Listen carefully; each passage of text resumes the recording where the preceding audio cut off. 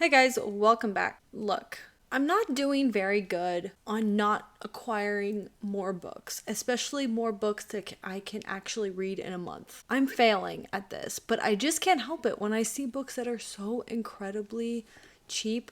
I did unhaul quite a lot of books and I got trade-in credit, so that's part of my problem today. Anyways, none of these are brand new books. Wait. Is one of them? One of them might be. These are all basically thrifted and used, and that's my favorite way to get them. Anyways, let's go ahead and jump into this. We're going to start with the first set of books that I've collected. And now that I look at them, I'm kind of like, oops. I've decided to at least grab the first few books of these because this is a series that my mom grew up with. She has told me that she grew up with these books and she read about every single one of them. That is the Nancy Drew series. And I've actually seen some other more modern books of Nancy Drew mystery stories, and they look so good, but I just cannot bring myself to read those without at least getting a taste for the original Nancy Drew stories. So I have the first three: The Secret of the Old Clock, The Hidden Staircase, and The Bungalow Mystery. Looking at these, there's these bright shiny ones, and then there's this one that's more of a matte cover. And for me, kind of the older, the better. So I like this one better than these. Oh, that's cool. And look, the back of this one has all the books in the series, like posted on the back cover. So that's kind of cool. But anyways, I have these. And then I found this one, and this is 2-in-1. Nancy Drew Mystery Stories, Clue in the Crumbling Wall, Mystery of the Tolling Bell. So it looks like this has 2-in-1. But this is definitely quite an old book. And look at the inside cover. Like, I don't know. I just really like it. I want to see if I can get this crayon or whatever off the spine and clean it up a bit. But I really just want this one for like vintage aesthetics on my shelf. Then we have these two, and these kind of go together. They're obviously part of the same kind of series, and I just thought I almost didn't get them. At the same time, I really do like when books have a feature of art. The first one is The Stolen Lady, a novel of World War II and the Mona Lisa. And this apparently takes place, obviously, during World War II. Okay, so she's an archivist during World War II, and someone, during all the chaos, goes into the Louvre and steals the Mona Lisa. So that's what's happening this is also dual timeline. So that's what's happening in 1939. And then we have a second timeline that goes all the way back to Florence in 1479. Actually, I'm just going to read this. House servant Bellina Sardi, if I can read right. House servant Bellina Sardi's future seems fixed when she accompanies her newly married mistress, Lisa, and it's some Italian last name I cannot pronounce. She follows Lisa to her home across the Arno. Lisa's husband, a prosperous silk merchant, is aligned with the powerful Medici. His home filled with luxuries and treasures, but soon Bellina finds herself bewitched by the charismatic monk who has urged Florentines to rise up against the Medici and to empty their homes of the riches and jewels Bellina's new employer prizes. When Master Leonardo da Vinci is commissioned to paint a portrait of Lisa, Bellina finds herself tasked with hiding an impossible secret. When art and war collide, Leonardo da Vinci has a beautiful subject, Lisa, and the portrait find themselves in the crosshairs of history. The second one is called The Night Portrait, a novel of World War II and the Da Vinci's Italy. This one takes place in Milan, 1492, when a 16-year-old beauty becomes the mistress of the Duke of Milan. She must fight for the place in the palace and against those who want her out. Soon she finds herself sitting before Leonardo da Vinci, who wants to ensure his own place in the ducal palace by painting his most ambitious portrait to date. Munich, World War II, after a modest conservator unwittingly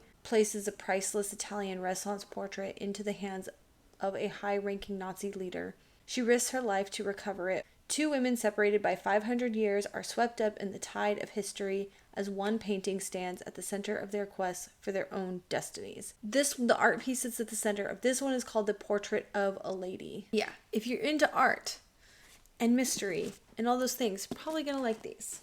All right, and this is called The Object of Virtue, and this is actually about a Fabergé egg. You know, Russian culture and the making of these Fabergé eggs, and so the female, the main character, is trying to figure out who this was made for, and if she can figure that out, her career will soar. But then it's also about the art auction culture. So again, another piece of literature surrounding art history. So One Day in the Life of Ivan Denisovich by Alexander. There you go. These Russian names are very difficult to pronounce. I apologize. Anyways, this is a really small little short book. Day in the life of this Ivan who lives in Soviet Russia. And on the back, the blurbs say that this is like an essential book to read to really get a picture of what Soviet Russia was like. I got 2 more John Steinbecks to add to my collection.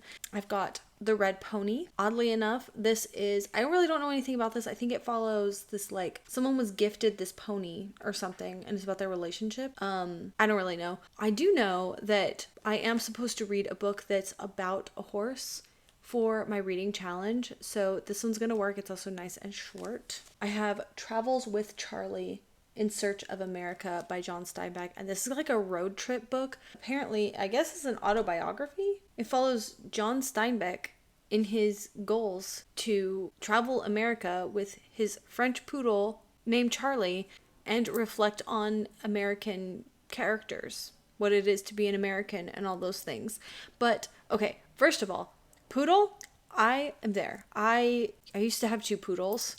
We won't talk about them. It is a very painful memory, but I love poodles. I love poodles so much. By the picture, how this dog like takes up an entire seat, it looks like Charlie is a standard poodle, which is very cool. But I just have to critique that poodles are actually not French. They are German. FYI. The next one I got is A Little Princess, and this is by the Puffin Classics edition. Probably, you know what? I think I found this one for free, but this would not be my ideal pick for this, but I have been kind of in the mood to collect some of my childhood favorites. And actually, I never actually read the book, but I fell in love with the movie, and I watched the movie over and over and over again. And I just think it's time to revisit some of these old childhood favorites. Speaking of childhood favorites, I finally found a copy that I'm willing to pay, because I found another copy of like brand new editions, but I just did not want to pay the price they were asking for them. But I found this one. It's a very tiny little edition called Deanie by Judy Blume, and this book has stuck with me since I was very young. I want to say I was probably about 3rd, 4th grade. I can vividly remember sitting in the library at my school, and I found this book and I started reading it, and I fell in love with it. Basically about these 2 girls. One girl is very popular and very beautiful, and our narrator looks up to her, and she does not feel as worthy and as beautiful as this girl. And she runs into her in the restroom in between classes one time and hears her crying, or she's very upset or something like that. And so they start to get to know each other, and she realizes that she actually has scoliosis and she has to wear a brace, and this is very upsetting to her. And so this is kind of her realizing that she doesn't like live on this pedestal. She might seem like she has everything, but she doesn't. And I don't know if I'm remembering this book correctly. That's what I think this is about. Oh, I could just read the back of the book and see if I'm on track, but I wanted to see if I could remember it from my memory as a child. I'm actually really pleased with the copy I found because it looks all vintage and retro. I like that. Okay, I was super excited to find this book. This is one of my all-time favorite, very short little novellas, and this is We Have Always Lived in the Castle by Shirley Jackson. I've already read this book a couple of times, but because of that, I wanted to own a copy. Some weird sticky on the cover of it. Either way, I like it. It has the deckled edges. I know a lot of people don't like deckled edges. So yeah, I'm very pleased to have an actual physical copy of that book. Okay, this is going to be really fun. I did get some humorous books, which I'm really excited for. This one is Home is the Sailor,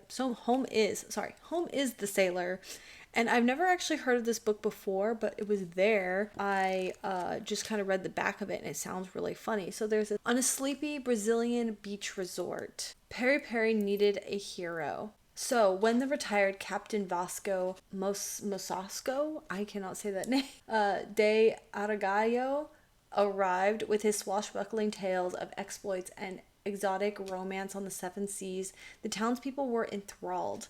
Then Chico, the local storyteller whose eminence had been undetermined by the new arrival, delved into the captain's past and discovered that he had never set foot on an ocean-going deck, at least not until the astonishing turn of events propelled the landlocked captain into a real-life adventure that surpassed even his wildest fantasies. I just think it's hilarious because, like, my son is 15 and he's all about just, like, he's up here, you know what I'm saying, with his stories, and I'm like, bro, come on. I just think that's all 15-year-old boys, so. Alright, the next one is called Crackpots by Sarah Pritchard. Reading the back of this makes me think of Let's Pretend This Never Happened, which is all-time favorite, so I hope that this does also live up to those same, like, hilariously funny vibes. I don't want to read the entire thing. It's basically just this girl's life and all the funny things that happen. On the surface, a charming, quirky, coming-of-age story, Crackpots is far from that. Beneath the pungent, dazzling, original voice, beyond the revelations of heart's most secret corners, a brilliant mind unravels and remakes our standard conceptions of chronology, at the same time pouring forth metaphors of astounding beauty with the most unusual book. And it's just supposed to be hilarious, a lot of fun and quirky things happen, and characters, so yeah. Okay, something I've really been on a kick on are vampire books. I picked up a copy of Salem's Lot. This apparently is Stephen King's vampire novel. I read one other Stephen King that I was not a fan of called Fairy Tale. I know it's very different than his usual stuff. Let's hope that I really like this because I do like a lot of variations of different vampire books. So I feel like this is going to go very well and maybe give me a whole new perspective of what it's like to read a real Stephen King. So Salem's Lot. All right, and these are the first two of this series, Scent of Darkness and Touch of Darkness. Honestly, I don't know much about these, but it's about a prophecy. I have something in the back of my mind where these books are really going to fit in well, but apparently something happened like 1,000 years ago, and now in the modern day, this family is chosen for this prophecy.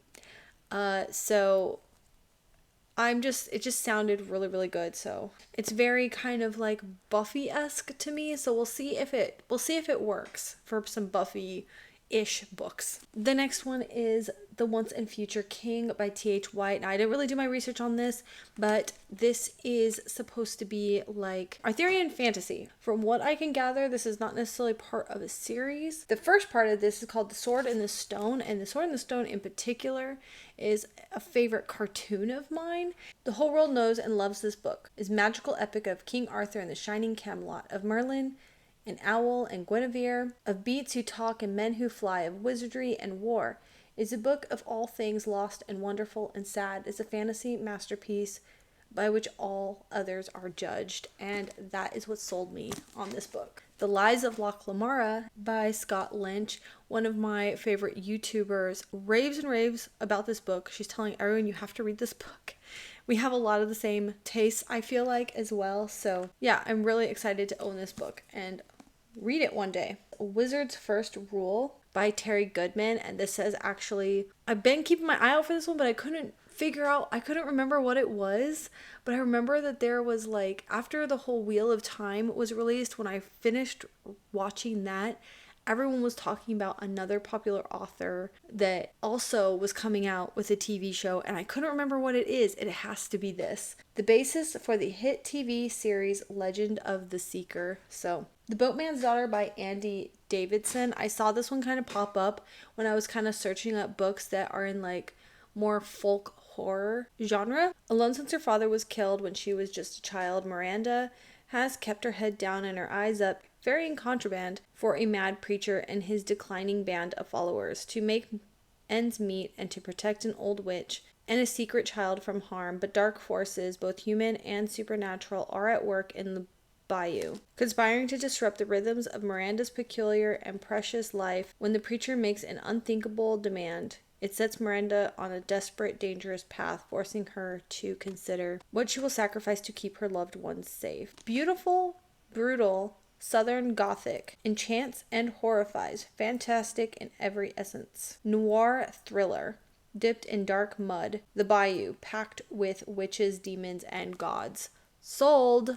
The Immortal Rules by Julie Kagawa. I know Julie Kagawa because of her Iron Fae series. I have not read them. I am working on collecting some of the books so that when I want to read them, I will have them available. This says Allison survives in the fringe, the outermost circle of the walled city.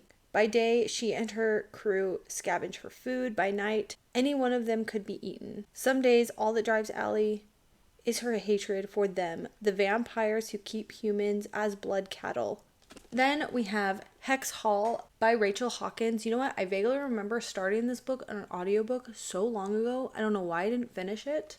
And this is about witches. The next one I found, I cannot believe I found a copy of this. I'm very excited, is Paladin's Grace by T. Kingfisher. I have been kind of sort of working my way through T. Kingfisher books this year, but I know this is part of a series. A lot of the others are standalones, but this one is one that is part of a series. So there's a YouTuber I watch that says of all the T. Kingfisher books, they're always kind of like mid, but this one is actually really, really good. So Evernight. This one keeps popping up as one to read if you are having a Twilight hangover, and so I am all in. I know this is quite a bit older, but I don't even care. I don't mind. I'm going back to the roots of YA fantasy, and I'm going to enjoy it. Even if it's a little bit cringy, I'm here for it. The next one I got is Ninth Grade Slays. This is a Chronicles of Vladimir Todd. I know there's actually one more that comes before this. They only had that one in hardback, but I have the second one, so I'll keep my eye out for the other one. All these vampire books are really kind of feeding into this overarching long-term project of like having a lot more books to pair up with Buffy the Vampire Slayer vibes. So I'm just like, I'm just going for it. I love vampire stuff. I haven't been giving myself enough time to just dive into all the vampire books that are available. The Reformed Vampire Support Group by Katherine Jinks. Vampires are romantic, sexy, and powerful. Think again. Vampires are dead, and unless they want to end up staked, they have to give up fanging people, admit their addiction, join a support group, and reform themselves. That just sounds really funny. And the very last one to talk about is Spend the Dawn. This is about a girl this is a fantasy world. She makes dresses, and then I don't know what happens. Mia dreams of becoming the greatest dressmaker in the land, and when a royal messenger summons her father to court, she sees her opportunity. Once a tailor of great renown, her father is too infirm to travel, so Maya poses as his son and travels to the palace in his place, joining 11 other tailors in a competition to become the imperial tailor. She knows her life is forfeit if her secret is discovered. As a woman, she'd never be allowed to compete, and she'll take that risk to save her family from ruin and follow her dream. The competition is cutthroat, and her task is completed by Eden, the court enchanter.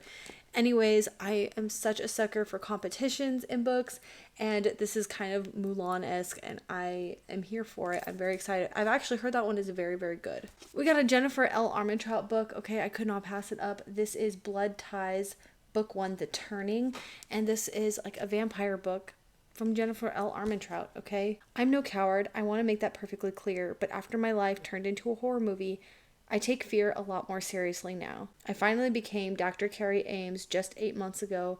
Then I was attacked in the hospital morgue by a vampire. Just my luck. Okay, this author is known for the Every Heart a Doorway series, which I have tried time and time again to try to get into, and every time I get about midway through the first book, and I just get kind of irritated, I would say.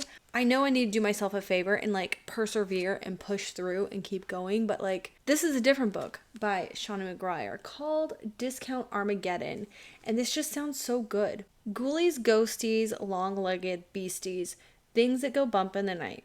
And that's just the beginning. The Price family has spent generations studying the monsters of the world, working to protect them from humanity and to protect humanity from them. Enter Verity Price. Despite being trained from birth as a cryptozoologist, she'd rather dance a tango than tangle with a demon, and is spending a year in Manhattan while she pursues her career in professional ballroom dance. Sounds pretty simple, right? It would be if it weren't for the talking mice, the telepathic mathematicians, the asbestos supermodels, and the trained monster hunter sent by the Price family's old enemies. The Covenant of St. George. To complicate matters further, local cryptids are disappearing. Strange lizard men are appearing in the sewers, and someone's spreading rumors about a dragon sleeping underneath the city. A lifetime of training isn't enough to prepare Verity for what's ahead, especially not for Dominic DeLuca, the Covenant's newest operative. When a Price girl meets a Covenant boy, high stakes, high heels, and a lot of collateral damage are almost guaranteed. Look, that sounds completely up my alley. And does this not just like scream Buffy the Vampire Slayer? Okay, she's like a ultra girly, like doing these like kicking butt and stuff. Kicking butt and taking names. Ordinary Monsters by J.M. Rio. I am very excited to have a copy of this book.